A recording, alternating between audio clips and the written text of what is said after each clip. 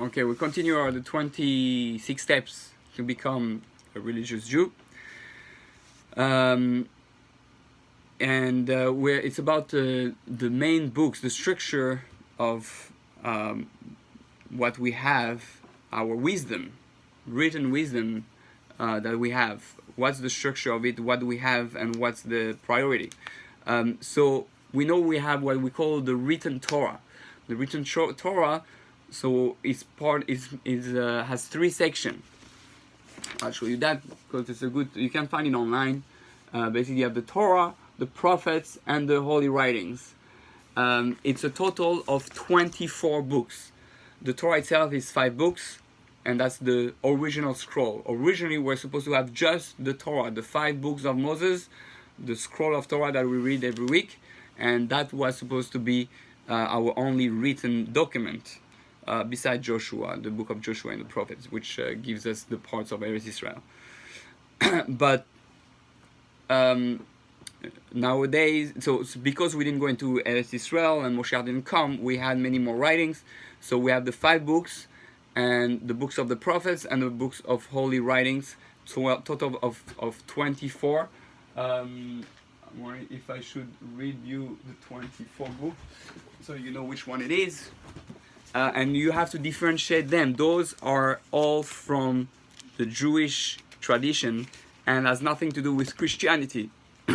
So the 5 books, you know, Genesis, Exodus, Leviticus, Numbers, and Deuteronomy.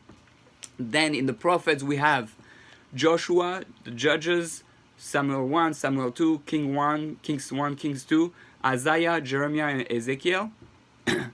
Then we have the 12 minor prophets, which is Hosea, Joel, Amos, Obadiah, Jonah, Micah, Nahum, Habakkuk, Zephaniah, Haggai, Zechariah, and Malachi. And finally, we have the Holy Writings, which the Holy Writings, which correspond also has some unique people there. So you have the Psalms. The Psalms is from that. The Proverbs from King Solomon. Job, the Song of Songs, Ruth, the Lamentations, Ecclesiastes from King Solomon, well as Esther, Daniel, Ezra, Nehemiah, and Chronicles 1 and Chronicles 2. Those are the 24 books of the written tradition. All this is unchangeable, is written. Well, the Torah is given by God, written by Moses, and all the prophets written by the prophets themselves, or the Anshe Knesset Agdola, and the writings also, and everything is written with divine inspiration and is unchangeable. It's sealed forever. Now, when the Torah was given, it was given with explanation. All those explanations were oral, meaning Moses was teaching, as he was giving the Torah that God was teaching, he gave the explanation. There are many levels of explanation. There are 4 main levels, from simple understanding to the secrets. And basically, we have passed down from generation to generation. Eventually, it was written because it was a tradition that if we lose the tradition, we are in danger of losing the tradition. We're allowed to write it down. So we took the rabbis took the decision to take the oral tradition that was given at Mount Sinai and write it down. It was first written down in 6 different main books called the Mishnah, and after the Mishnah, it was developed further into the Talmud. There's two Talmud, the Talmud Bavli and Talmud Yerushalmi. One was written in Babel, and the other one in Israel. And there are 60 tractates of them, and that's what we follow as the main information, the oral law and the written law. Now, the oral law expanded and expanding all the time. We always have more explanation connected to the original oral law, but this is the 60 tractates of the Talmud discuss basically all the 613 commandments that are given in the Torah, all the explanation, everything that we need to know for that, and everything we need to know in order to decide the law, and how to make a decision in order to continue to apply the 613 commandments in every generation.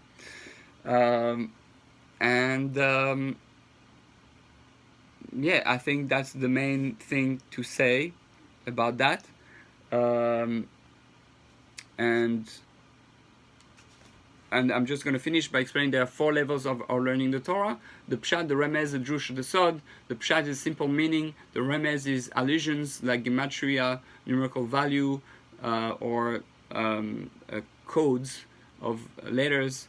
Then you have the Drash, which is the metaphorical way to understand things, like the Midrash, and then there is the Sod, the secrets of the Torah. So when we read a verse in the Torah, or even we read a Gemara, we understand there are 4 levels to read it, and we have to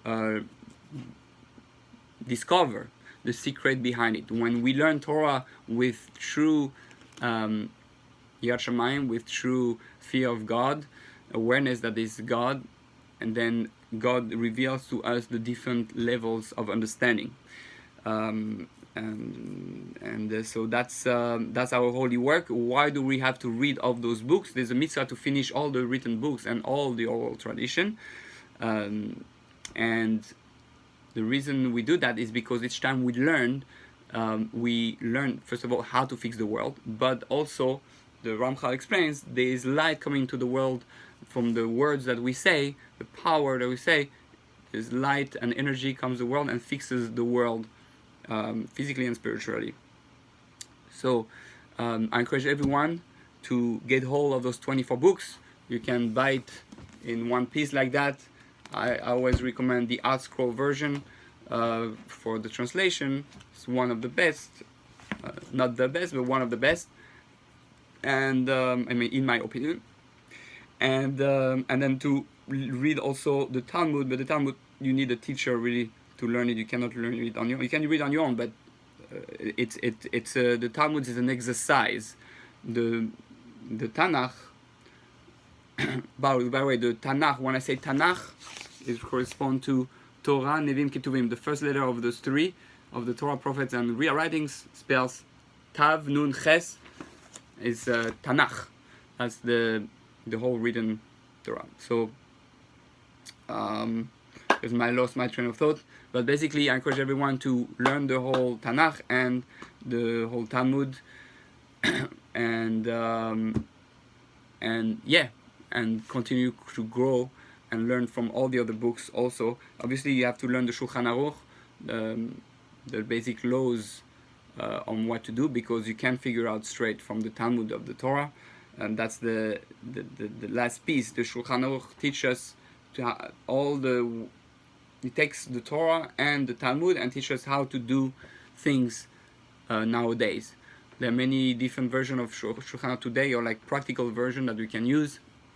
For Sfardim is Rav Ovadia Yosef is one of the main one, Yalkut Yosef, or by Ashkenazim there's the Mishnah Brura, there's Aruch HaShulchan,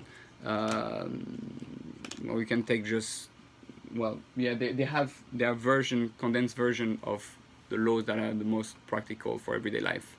If you go to your local Jewish bookstore, you can ask and I'll give it to you. Alright, we'll be in touch very soon.